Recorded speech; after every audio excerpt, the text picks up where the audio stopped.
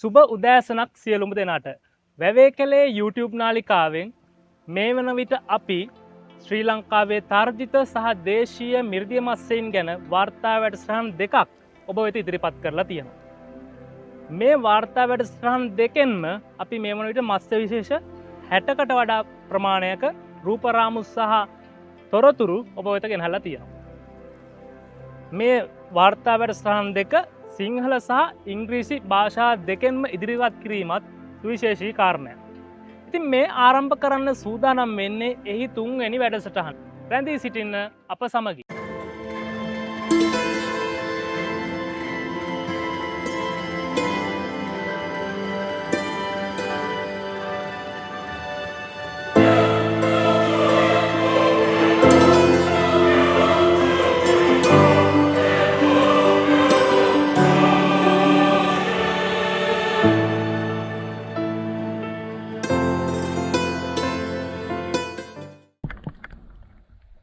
ශ්‍රී ලංකාවේ වාර්තා වෙන දේශීය සහ ආවේනික මිර්දිය මත්ස්‍ය විශේෂ ගණන 100කට ආසන්නයි. ඒ අතරින් 60කට ආසන්න ප්‍රමාණයක් මේ පුංචි දිවයිනට ආවේනිකයි. මේ ආවේනික මත්ස්‍ය ප්‍රතිශතය මුළු ප්‍රමාණයෙන් 50%කට අධික ප්‍රතිශතයක්. මේ දැන් ඔබ දකින්නේ තෙත් කලාපයේ සුපිරිසිදු දියදහරක හරස්කඩක්. හොඳින් බැලුවොත් මෙහි මත්ස්‍ය විශේෂ 4ක් දැක ගන්න පුළුවන්. මස් පෙතියා, ගම්කොළ පෙතියා හා කැලුම්ගේ පෙතියා. එම මාළු ජලයේ මධ්‍යයේ ගැවසෙනවා. එයට දක්වන හැඩ ගැසීම උපාග්‍රස්ත හෝ අග්‍රස්ත එහෙමත් නැත්නම් සබ් ටර්මිනල් මුඛයක් ලෙස දක්වන්න පුළුවන්. තව විශේෂ ලක්ෂණයක් තමයි මේ මත්ස්‍යයින්ගේ ස්විම් බ්ලැඩර් එක. මේ මත්ස්‍යයා ජලතලයේ රැඳිසුණු ස්ථානය ඒකාකාරීව නඩත්තු කිරීමට හොඳින් විකසනය වෙලා තිබීම. දණ්ඩියා කියන්නේ ජලතලයේ මතුපිටට ආසන්නව ආහාර සොයා යන මත්ස්‍යයෙක්. ඉහළට යමු වුණු මුඛය සහ ටෝපිඩෝ හැඩති ශරීරය. අපි ඉංග්‍රීසියෙන් කියන ෆියුසිෆෝම් කියලා. මොවුන් මේ ජලයේ මතුපිට ජීවිතයට දක්වන අනුවර්තන. මේ තවත් ඒ වගේම හරස්කඩක්. බුලත් හපයා කියන්නේ කොච්චර කතා කළත් ඇතිවෙන නැති තරමට බලාගන ඉන්න හිතන ආස හිතන මාළුවේ. පිරිමි සතුන්ගේ තමයි මේ දීප්තිමත්ම තද රතු පැහැ දැක ගන්න පුළුවන්. ගැහැණු මත්ස්‍යයන්ගේ කළු ඉරිපේලි තුනේ පසුබිම වැලි දුමුරු පාටක් ගන්නවා.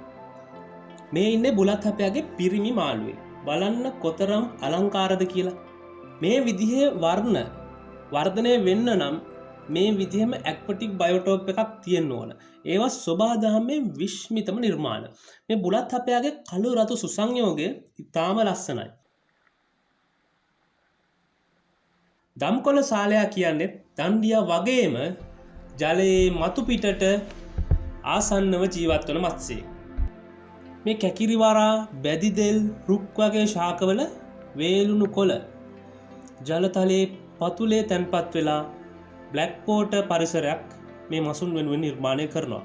විද්‍යානුකූලව කිව්වොත් මාළුන්ට සැඟවෙන්න පුළුවන් තැනක් වගේම ජීවත්වීමට ඔබින pH අගයක් නිර්මාණය කරනවා.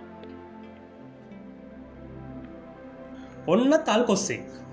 තවත් ආවේනික දීප්තිමත් රතුවර්ණ දරන මාළුවෙක්.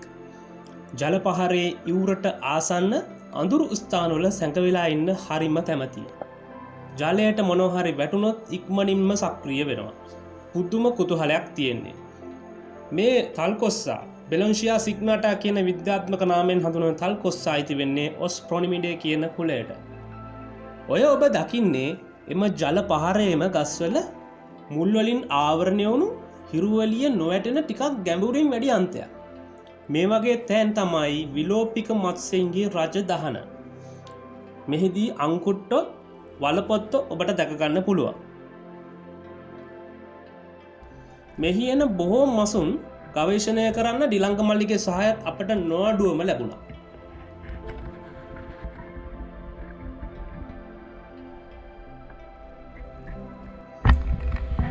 මගේ කකුල් එකවතාවකදී තාම වේදනාකාරී කුමිහානියකට ලක් වුණා.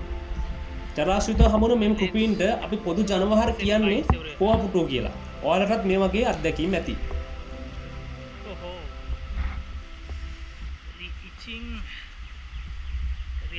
සුල්ලබ්බම මාළුවෙක්ගෙන් මෙවර චාරිකාව ආරම්භ කරමු.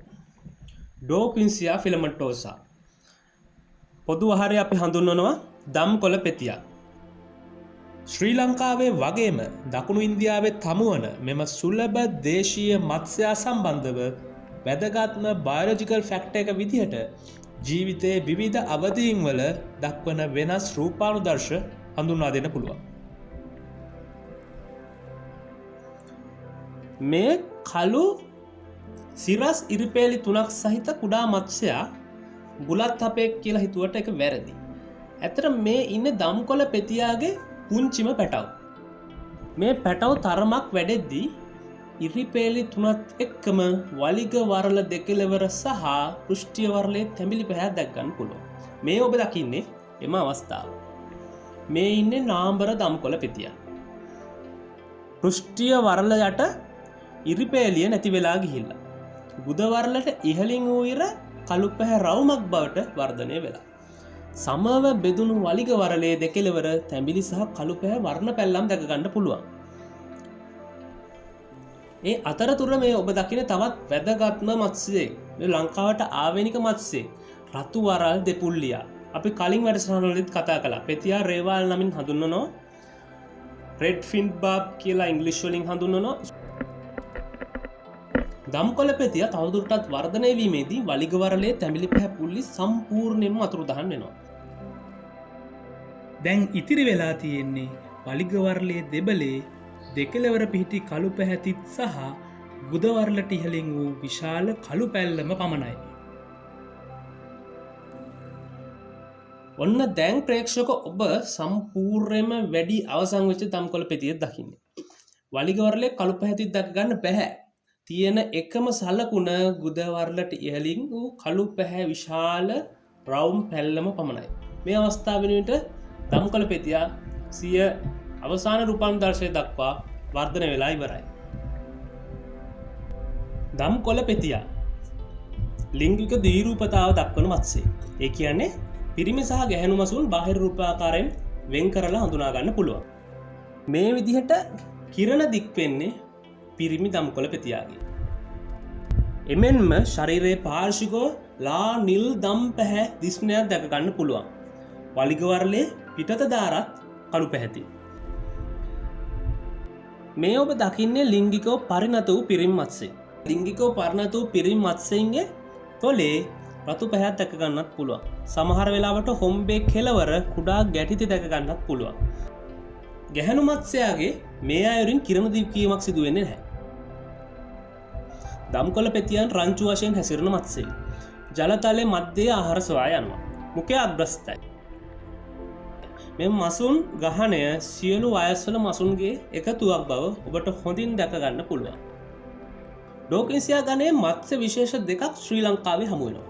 සුලභ දේශීය දම්කොළ පෙතියා ඉන්නෙක් කෙනෙක්. අනෙක් විශේෂය දුම්බර මත්ස්‍ය පාරිසරික කලාපයේ හමුවන ඩෝකින්සියා ශ්‍රී ලංකන්සිස් එනම් ආවේනික දංකුඩ පෙතියා. එම විශේෂය අපි අනිවාර්යයෙන්ම ඉදිරි වැඩසටහනකින් අරමුමු. දැන් අපි මීළඟට යොමුවෙමු සිප්‍රිනිඩේ පවුලේම සිප්‍රිනිඩේ කුලයේම තවත් එක් සුවිශේෂී ගණයක් වන සිස්ටෝමස් ගණය වෙතට. සිස්ටෝමස් ගණයට අයිති වෙන්නේ තරමක් විශාල පෙතියන් කීවාට වරදක් නැහැ. ශරීරයේ පිහිටි තිරස් ස්තිත්පේලි නිසාත් පැහැදිලිවම අනෙක් පෙතියන් විශේෂවලින් සිස්ටෝමස් සාමාජිකයින්ව වෙන්කර හඳුනා ගන්න අපට පුළුවන්. මේ රූපරාමුවෙන් ඔබ දකින්නේ කලින් වැඩසටහනේදී අපට හමුවුණු අශෝක පෙතියා. සිස්ටෝමස් අශෝක එහෙමත් නැත්නම් අශෝක පෙතියා ඉංග්‍රීසි වලින් නම් අශෝක බාබ් කියන්නේ ශ්‍රී ලංකාවේ ආවේනික එවැගේම ආරක්ෂිත මත්ස්‍ය විශේෂයක්. කැලණි ගඟ සහ සීතාවක ගංගාවල හමු වෙනවා. වලිග වරලට පූර්වෙන් වූ ඕලාකාර කළු පැල්ලම මෙන්ම වලිග වරල උඩින් සහ පහළින් දිවයන රතු පැහැතීර මෙම මත්ස්‍යයා අනෙක් මත්ස්‍යයන්ගෙන් පහසුවෙන් වෙන් කර හඳුනා ගැනීමට රුකුලක්. අශෝක පෙතියාට රන්මානිස්සා ලෙසත් ව්‍යවහාර කරනවා. පේනවද මෙම මත්ස්‍යයා වාසය කරන ජලපහර ගලාගෙන යන වේගය? මෙම මත්ස්‍යයා එයට ඉතා හොඳින් හැඩගැසිලා. මෙම මත්ස්‍යයා වර්තමානය වන විට සිස්ටෝමස් අශෝකායාන විද්‍යාත්මක නාමයෙන් හැඳින්වුවාට පළමුවරට මොහුව නාමකරණය කරන ලැබුවේ පුන්ටියස් අශෝකා යන නාමයෙන්. ඒ මොරීස් කොට්ලට් සහ රොහාන් පෙතියාගොඩ යන විද්‍යාඥයන් දෙපළ විසින්. මෙම අලංකාර මත්ස්‍යයට අශෝක යන නාමය ලැබුණේ 1950 දශකයේදී මෙම මත්ස්‍යයා පිළිබඳව පළමුවරට වාර්තා කරනු ලැබූ අශෝක මීවන පලාන මහත්මාට ගෞරවයක් වශයෙන්. සිස්ටෝමස් මාටින්ස්ටයින් කියන මත්ස්‍ය විශේෂය. දුම්බර පෙතියාව හමුවන්නේ දුම්බර එමත් නැතම් නකල්ස් කඳුකරය ආශිතව. මේ කලාපය මහාවැලි මත්ස්‍ය පාරිසරික කලාපය විදිහට හඳුන්වනවා. අශෝක පෙතියාට බොහෝ රූපයව සමාන වුණත් රත් පැහැ වරල් දැරීම නිසා දුම්බර පෙතියාට පහසුවෙන් හඳුනාගන්න පුළුවන්. ඉංග්‍රීසියෙන් හඳුන්වන්නේ මාටින්ස්ටයින්ස් බාබ් කියලා කියනවා. දුම්බර පෙතියා සෙන්ටිමීටර් 20ක් දක්වා දිගින් වැඩෙනවා. දුම්බර පෙතියා මුල්වරට විදුලට හඳුන්නා දුන්නේ 1991 වර්ෂයේදී. ඔහුගේ ප්‍රථම විද්‍යාත්මක නාමය පුන්ටියස් මාටින්ස්ටයින් යනුවෙන් හඳුන්වනු ලැබුණා. නමුත් වර්තමානයේ වන විට මොහුගේ ගණනාමය සිස්ටෝමස් යනුවෙන් විද්‍යාත්මකව වෙනස්ව පවතිනවා. ඒ වගේ මොහුගේ විශේෂ නාමය මාටින්ස්ටයින් යනුවෙන් හැඳුන්වුවේ විශිෂ්ට ස්වභාවවේදියෙක් වුණු සෙඩ්රික් මාටින්ස්ටයින් මහතාට ගෞරවයක් වශයෙන්. මෙම පරිසර පත්තේ දැන් මේ ඉන්න තේරුගොම ඔය කියන සුපිරිසිදු දියදහරාව. මෙතන දුම්බර පෙතියා සිස්ටෝමස් මාටින්ස්ටයින්, එතනින් ගියාන් පස්සේ දංකුඩ පෙතියා කියන විශේෂ දෙකටම තාම සුවිශේෂී වාසස්ථානයක්. ලෝකෙම්ම මේ අපස් මත්ස්‍ය පාරිසරික කලාපයේ මේ සුවිශේෂී දියදහරාවල් විතරයි මේ මාස්‍ය විශේෂ වාර්තා වෙන්නේ. දැන් මේ අපි ඉන්නේ වස්ගමුව ජාතික වනෝද්‍යානය තුළ. වස්ගමුව වෙලා තියෙන්නේ ඉස්සර වලස්සු පිරිච්ච වලස්ගමුව. මේ අපි පසු කරන්නේ වස්ගමුවේ පිහිටි ඉපැරණි යුද පෙටියක් ලෙස සලකන ඒ පෞරාණික භූමිය. අපි දැන් යන්නේ මැද පිටිය කඳවුරු බිමට. වස්ගමුවේ මැද පිටිය කඳවුරු බිම කියන්නේ වනජීවීන්ට ලැබි බොහෝ දෙනෙක් දන්නා හඳුනන කඳවුරු බිම. වස්ගමුව මහවැලිය ජල පෝෂකයක්. මේ අසලින් ගලා යන මේ සුපැහැදිලි දියදහරේ වාසය කරන්නෙත් අපි දැන් කතා කරන සිස්ටෝමස් ගණයේම තවත් එක් මත්ස්‍යයෙක්. ශ්‍රෝණි සහ ගුදවරල් රත් පැහැ වූවාට දුම්බර පෙතියාගේ වගේ ලාය පෘෂ්ටිය සහ වලිගොරල් රත් පැහැයක් දැක්ගන්න බෑ. විද්‍යාත්මකව සිස්ටෝමස් රිච්මන්ඩ් යනුවෙන් හඳුන්වනවා. ඇලහැර බාබ් කාමිනෝ බාබ් වශයෙන් ඉංග්‍රීසියෙන් හඳුන්වනවා. ඇලහැර පෙතියා රතුවරල් මස් පෙතියා වැනි සිංහල නම් වලින් හඳුන්වනවා. මෙම විශේෂයේ නාමකරණයේ පවතින අවිනිශ්චිතතා නැතුවාම නොවේ.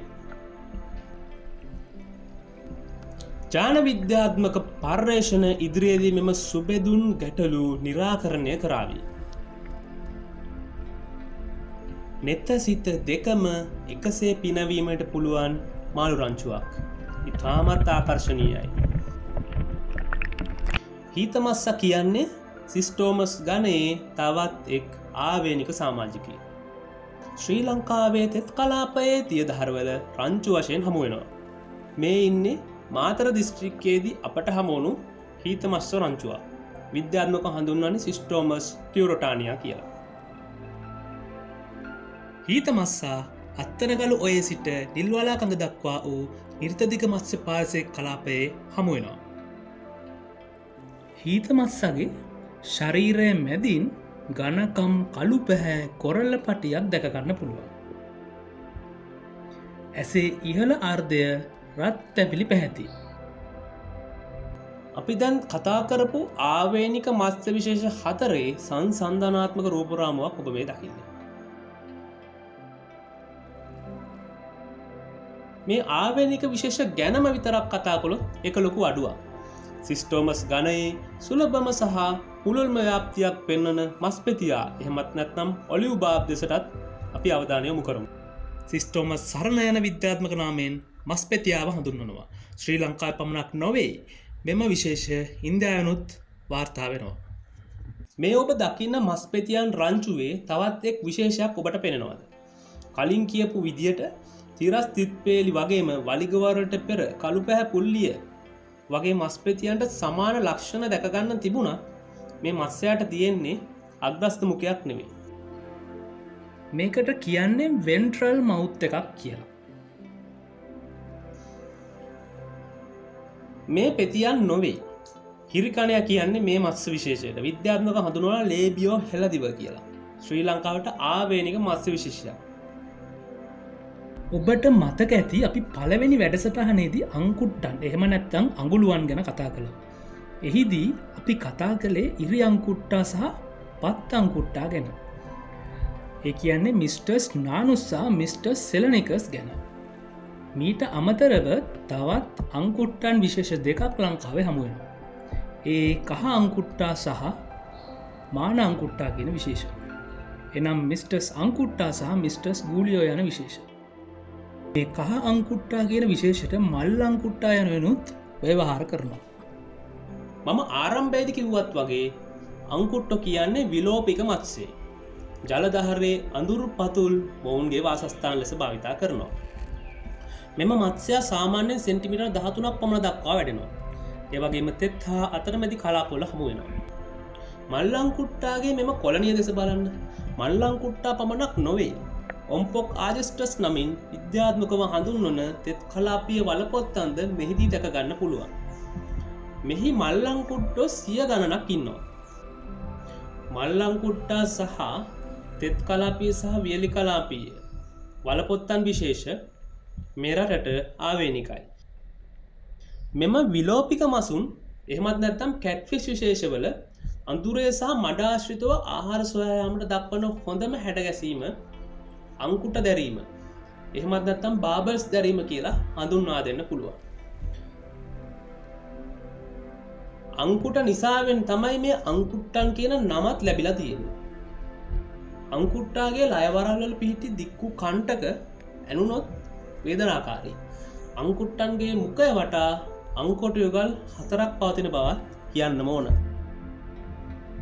මිස්ටර්ස් අංකුට්ටා රවුම් පෘෂ්ඨීය වරලක් වලිගවරලට පූර්වයෙන් ත්‍රිකෝණාකාර කළු පුල්ලියක් සහ කිසිදු ඉරි රටාවක් නොදරන වැලි දුමුරු පැහැ ශරීරයකින් යුක්ත පහසුවෙන්ම වෙන්කර හඳුනා ගන්න පුළුවන් මත්ස්‍යය. ඔය ඉදිරියෙන්ම පීනා යන්නේ මස්පෙතියක්. එහෙමත් නැත්නම් සිස්ටෝමස් සරණ. මිස්ටර් සංකුට්ටා 2008 වර්ෂයේදී රොහාන් පෙතියාගොඩ, අංජනද සිල්වා, කල්න මාදුවගේ යන විද්‍යාඥයන් පිරිස විසින් පිතුලෝට හඳුන්වා දෙනු ලැබුවා. අංකුට්ටන්ගේ තවත් එක් විශේෂ ලක්ෂණයක් විදිහට ඇඩිපස් වරලක් පිහිටීම හඳුන්වා දෙන්න පුළුවන්. ඇඩිපස් වරල කියන්නේ පෘෂ්ඨීය වරලට පිටුපසින් පිහිටා ඇති මාංශල වරලක්. එහි කිරණ හෝ කණ්ටක සමන්විත වන්නේ නැහැ. ඔබ මේ දකින්නේ මල් අංකුට්ටා සහ ඉරි අංකුට්ටා අතර සංසන්දනාත්මක වීඩියෝවක්. ශ්‍රී ලංකාවේ වලපොත්තන් විශේෂ දෙකක් වාර්තා වෙනවා. වෙට්සෝන් බටර් කැට්ෆිෂ් ඔම්පොක් ආජෙස්ටර්ස් ලෙස හඳුන්වනවා. ඩ්‍රයිසෝන් බටර් කැට්ෆිෂ් ඔම්පොක් සීලෝනෙන්සිස් ලෙස හඳුන්වනවා. මේ ඔබ දකින්නේ වෙට්සෝන් බටර් කැට්ෆිෂ් රංචුවක්. එහෙමත් නැත්නම් ඔම්පොක් ආජෙස්ටර්ස් විශේෂයට අයත් රංචුවක්. අංකුට්ටන් සමග එකම වාසස්ථානය බෙදා හදාගෙන තමයි මේ අවස්ථාව ඔබ දකින්නේ. මේ මාළුන්ගේ ගොජුර හොඳටම පිරලා. ඒ කියන්නේ මෙයාලට හොඳ කෑමක් හම්බෙලා. එකම දියපහරේ ඒ කිට්ටුවේම ඉඳලා අපට මහ වැලි ගොව්වෙක් හමු වුණා. වැලි ගොව්ව කියන්නේ දියපහර පතුලේ හමු වෙන විශේෂ බෙන්තික් ස්පීෂීස් කියලා අපි හඳුන්වනවා. මෙයාලට තියෙන්නේ පැතලි ශරීර. ඉංග්‍රීසියෙන් කියනවා නම් ඩෝසෝවෙන්ට්‍රලි ෆ්ලැටන් ෂේප් එකක් කියලා අපි කියනවා. ඒ ආසන්නයේම ලස්සන බුලත් හපින් දෙදෙනෙක් එක්කම නොදිරන ප්ලාස්ටික් ගෝනිය. පේනවද? ඉතින් මේ ප්ලාස්ටික් පොලිතින් වලින් වෙන දූෂණය කොච්චරක්ද කියලා ඔයාලට තේරෙනවද? මේ තවත් එක් සුවිශේෂී සංසන්දනාත්මක රූපරාමුවක්. ඉහළ දර්ශනයෙන් ඔබ දකින්නේ සාමාන්‍ය රස්බෝරා දණ්ඩියා ලෙස විද්‍යාත්මකව හඳුන්වන සුලභ දණ්ඩිය. ඊට පහළින් ඇති දර්ශනයෙන් ඔබ දකින්නේ ශ්‍රී ලංකාවට ආවේනික වනසත්ව සහ වෘක්ෂලතා ආරක්ෂක ආඥා පනතයෙන් ආරක්ෂිත දුර්ලභ දැඩි තර්ජිත විල් පිට දණ්ඩිය. දැන් අපි විල්පිට දණ්ඩියා ගැන පොඩි අධ්‍යයනයක් කරමු. විල්පිට දණ්ඩියාගේ මුල්ම නිදර්ශක හමු වෙලා තියෙන්නේ ගාල්ල දිස්ත්‍රික්කයේ විල්පිටේ. ඉතින් මේ සුළමුල සොයාගෙන අපි ගියා මුලින්ම Wilpita. Now we are in Vilpita forest. So our mission is to find Vilpita, Rasbora Vilpita. So we are still looking for it, but අපේ GoPro කැමරා වලින් විල්පිට දියයට ජීවය පටිගත කරන්න අපට පුළුවන් වුණා. නමුත් මේ ඉන්න සාමාන්‍ය රස්බෝරා දණ්ඩියාමයි. පසුව කළ සොයා බැලීමකදී අපි දැනගත්තා මෑතකදී මේ ප්‍රදේශයේ විල්පිට දණ්ඩියා වාර්තා වෙලා නැහැයි කියලා. සැකදුරු කරගන්න ඕන නිසාම අපි දැලකට අල්ලලත් බැලුවා. කතාව ඇත්ත. මේ නම් විල්පිට දණ්ඩියා නොවේ. විල්පිට දණ්ඩියා නැති වුණාට ලස්සන කොළ කණෙක් නම් අපිට පටිගත වුණා. මේ ආවේදික මත්ස්‍ය හඳුන්වන්නේ ස්මූත් බ්‍රෙස්ටඩ් ස්නේක් හෙඩ් කියලා. මේ මත්ස්‍යයා ශ්‍රී ලංකාවේ වනසත්ත්ව සහ වෘක්ෂසත්ත්ව ආරක්ෂක ආඥා පනත අනුව ආරක්ෂිත මත්ස්‍යයෙක්. චානා ඔරියන්ටාලිස්. එහෙම නැත්නම් ස්මූත් බ්‍රෙස්ටඩ් ස්නේක් හෙඩ් කියලා කියන්නේ. ස්මූත් බ්‍රෙස්ටඩ් ස්නේක් හෙඩ් කියලා කියන්නේ ශ්‍රෝණි වරල නොපිහිටීම නිසා. විල්පිට දණ්ඩියා හමු නොවුනත් තෙත් කලාපයේ ඇතැම් තැන්වල මෙම මත්ස්‍යයා වාර්තා වෙනවා. අපි කැලයක් ඇතුළෙන් අහම්බෙන්මෙන් ගිය ගමනකදී දියට පෙවපු අපේ GoPro කැමරාව නොසිදු විරූ ලෙස විල්පිට දණ්ඩියාව අපට දැක ගන්න සැලැස්වුවා. මේ ඉන්න එම දුර්ලභ දැඩි තර්චිත දණ්ඩින් විශේෂය. රස්බෝරා විල්පිට. මෙම දණ්ඩියාගේ උඩුහනුවේ අග්‍රයේ ඇතුළට පොඩි නෙරීමක් දැක ගන්න පුළුවන්. එකට අපි ඉංග්‍රීසියෙන් කියනවා සිම්පීසියල් නොබ් එකක් කියලා. 1991 වර්ෂය ශ්‍රී ලංකාවේ මිරිතිය මත්ස්‍ය වංශ කතාවට ඉතාමත් වැදගත් වර්ෂය. හේතුව සැලකිය යුතු ආවේනික මිරිතිය මත්ස්‍ය ප්‍රමාණයක් ශ්‍රී ලංකාවේ මිරිතිය මත්ස්‍ය නාමාවලියට ඇතුළත් වෙච්චි සහ හඳුන්වා දෙනු ලැබූ වර්ෂයක් නිසා. විල්පිට දණ්ඩියා එහෙමත් නැත්නම් රස්බෝරා විල්පිට විදුලෝට හඳුන්වා දෙනු ලැබුවෙත් මේ වර්ෂයේ ඒ මොරිස් කොට්ලට් සහ රොහාන් පෙතියාගොඩ යන විද්‍යාඥයන් දෙපළ විසින්. මොහුගේ මෙම විල්පිට යන විශේෂ නාමයට හේතුපාදක වුණේ මෙම මත්ස්‍ය විශේෂයේ මුල්වරට හඳුනාගනු ලැබූ විල්පිට ප්‍රදේශය පාදක කරගෙන. මෙම මත්ස්‍යයා තෙත් කලාපයේ කැලණි, කළුගින් සහ නිල්වලා ගංගාශ්‍රිතව හමු වෙනවා. මේ අයුරින් සීමාකාරයේ ව්‍යාප්තියක් පෙන්눔 කරන්නේ රාස්බෝරා විල්පිට පමණක් නොවේ. බෙලිහුල්ලොය, හිරිකටුවේ ආශ්‍රිත වලවේගගේ පෝෂකයේ හමු වෙන බෙලිහුල්ලොය දණ්ඩියා. එහෙමත් නැත්නම් නාක්සිස් ස්ට්‍රයිප්ඩ් රාස්බෝරා එවන් තවත් එක් විශේෂයක්. මේ ඔබ දකින්නේ හිරිකටුවේදී හමු වූ රස්බෝරා නාක්සි මසුන් රෑනක්. දණ්ඩීන් කියන්නේ ජලතලයේ මතුපිට ආශ්‍රිතව ජීවත් වෙන මසුන්. නොගැඹුරු ජලය හමු වෙනවා. ශ්‍රී ලංකාවට ආවේනික මෙම මත්ස්‍යයා සෙන්ටිමීටර් 6ක් පමණ දක්වා වැඩෙනවා. රස්බෝරා නග්සි 2010 වර්ෂයේදී විදුලෝට හඳුන්වා දෙනු ලැබුවේ අංජන්ද සිල්වා, කල්න මාදුවගේ සහ රොහාන් පෙතියාගොඩ යන විද්‍යාඥයන් පිරිස විසින්. මොහුගේ මෙම විශේෂ නාමයට හේතුපාදක වූයේ ශ්‍රී ලංකාවේ ජෛව විවිධත්ව පරීක්ෂණවලට ඉමහත් දායකත්වයක් ලබා දුන් බ්‍රිතාන්‍ය සභාවිද්‍යා කෞතුකාගාරයේ ෆ්‍රෙඩ් නග්ස් මහතාට ගෞරවයක් වශයෙන්. අද දවස ජූනි 2 වෙනිදා 2025 ශ්‍රී ලංකාවේ සංරක්ෂණ ක්ෂේත්‍රයේ අති දැවැන්ත පියවරක් නගපු දවසක්. අපි ඇවේ කැලේ YouTube නාලිකාව හරහා දිගින් දිගටම දැනුවත් කරා මේ බඳුළු පෙතියා කියන මාළුවාගේ සංරක්ෂණ තත්ත්වය සහ දැනට එම මාළුවා මුහුණ පායදී තර්ජන පිළිබඳව. මේ පිළිබඳව අපි සකස් කරපු වාර්තා චිත්‍රපටයක් පරිසර අමාත්‍යාංශයේ හොඳම චිත්‍රපටි අවසාන ගොන්න අතරට තේරෙනවා. 1991 ඉඳලම ආපු පරිසරවේදීන්ගෙන් ආපු ඒ ඉල්ලීම් සහ විවිධ විද්‍යාත්මක පරීක්ෂණ පත්‍රිකා, විතන් සංරක්ෂණ ක්‍රමවේද, අසාර්ථක වූ බොහෝ විතන් සංරක්ෂණ ක්‍රමවේද සහ මේ මාළුවා මේ මුහුණ පාලා තියෙන තර්ජනත් එක්ක මේ මුළු ලෝකෙම මේ දියපහරට විතරක් සීමා වෙච්ච බඳුළු පෙතියා අද අබේ භූමියක ජීවත් වෙන මට්ටමට ගේන්න පුළුවන් වුණා. ඒ දවස අද තමයි මේ දිය පහර අභිභූමියක් විදිහට ගැසට් වෙන්නේ. ඉතින් මේ දිය පහර අභිභූමියක් විදිහට ගැසට් වෙනවත් එක්කම දැන්ට මේ ඉන්න 200 300ක් විතර වෙන බන්දුල පෙතියා ප්‍රජාවට මිනිසුන්ගෙන් වෙන්න පුළුවන් මනුෂ්‍ය ක්‍රියාකාරකම් හින්දා වෙන්න පුළුවන් ගොඩක් හානි වළකිනවා සහ ඒවට නීතිමය වැට බැඳීමක් සිදු වෙනවා. ඉතින් ඒ සිදුවන ක්‍රියාදාමයේ හරහා මේ බන්දුල පෙතියා තවදුරටත් දහනය වැඩිවීමටත් මනුස්සුන්ගෙන් වෙන තර්ජන අවම වෙලා එම ජීවි විශේෂය තවදුරටත් මෙතන ස්ථාවර වීමට සහ මුළු ලෝකය වෙනුවෙන්ම මේ මෙතන පමණක් සීමා වෙච්ච මේ විශේෂය මුළු ලෝකෙම මෙතනට පමණක් මේ දිය පහර පමණක් සීමා වෙච්ච විශේෂය සංරක්ෂණය වීමක් සිදු වෙනවා. ඒක ශ්‍රී ලංකාවේ සමස්ත සංරක්ෂණ ක්‍රියාදාමයේම අද දින ලබාගත් ලොකු ජයග්‍රහණයක්. ඉතින් මේ සුන්දර රූප රචනාව නිමා කරන්නට දැන් කාලය ඇවිත්. අපි මෙම සමස්ත වැඩසටහනෙන් සාකච්ඡා කළ නිර්දිය මත්ත විශේෂ අතරින් බන්දුල පෙතියා, අශෝක පෙතියා, දුම්බර පෙතියා, විල්පිට දණ්ඩියා සහ කොළකණයා යන විශේෂ 2009 අංක 22 දරන වනසත්ව සහ වෘක්ෂතා ආරක්ෂක ආඥා පනතින් ආරක්ෂිත විශේෂ වෙනවා. ඔවුන්ට අදාළ නීතිමය ප්‍රතිපාදනත් තිරය මත ඔබට දැක ගන්න පුළුවන්.